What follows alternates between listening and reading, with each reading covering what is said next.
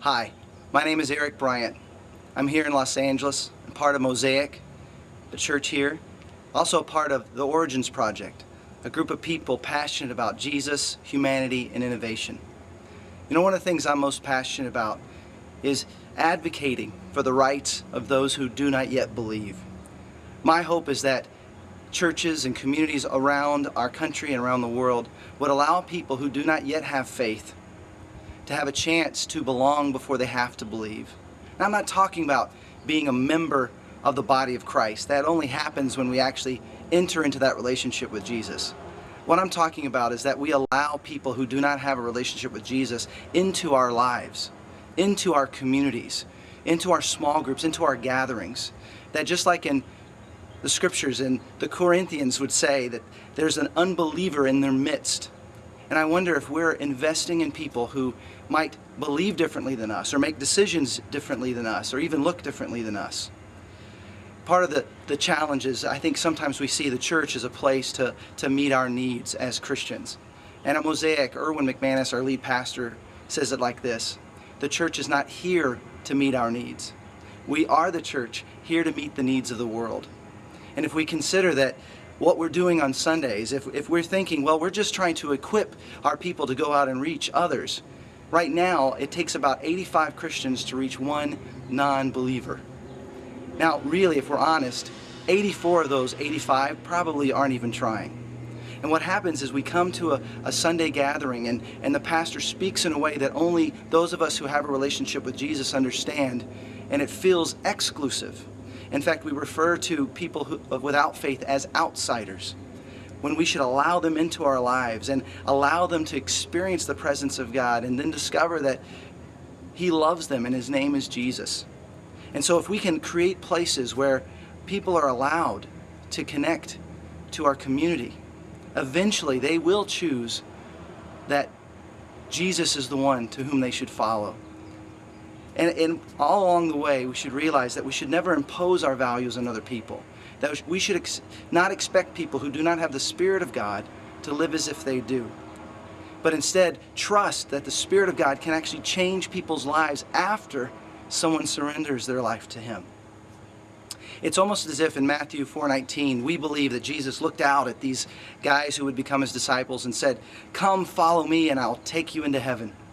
Or, "Come, follow me, and I'll take care of your needs, or protect you from the world, or give you songs to sing, or answer your prayers."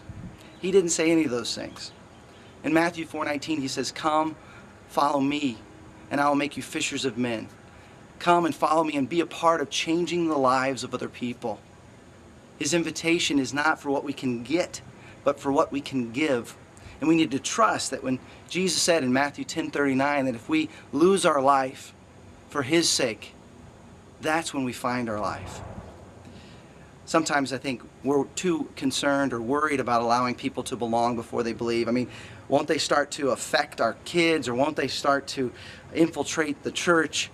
I'm not talking about putting people in areas of leadership that don't share our values or convictions. I'm talking about creating space, even places for people to contribute and to serve and to belong. One of the best examples I can think of allowing someone to belong before they believe is with our kids. I mean, if we think about it, our children are born and they have no interest in anything but themselves. They are heathen. They are pagans. In fact, they tell us that babies lie by the time they're 6 months of age. I think for my kids, they were probably overachievers. My daughter, she's so strong.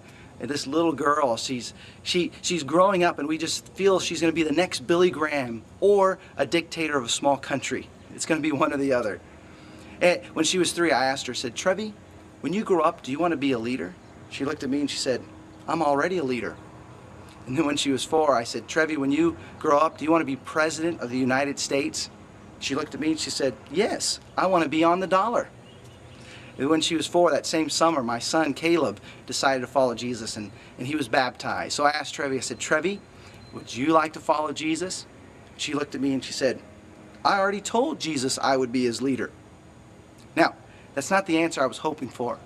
My daughter was starting her own world religion in which Jesus followed her. Now, we never kicked her out of the house. We still took care of her, still loved her, still fed her.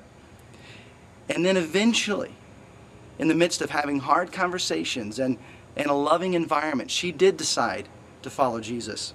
I heard the story. My wife had talked with her, and so I wanted to hear all about it. And so after she told me how she decided to follow Jesus, I said, Trevi, would you like to be baptized? And she, before she had a chance to answer, Caleb said, well, she already baptized herself in the bathtub. So we had another one of those hard conversations. But I wonder if we treated the world around us rather than as outsiders, but as friends, and allowed them into our lives, and when the time was right, shared with them how our lives have been changed by Jesus.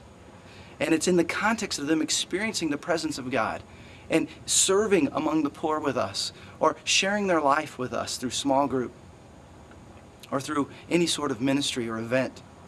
We would be amazed at the changes that we would see in the lives of others and even in our own lives.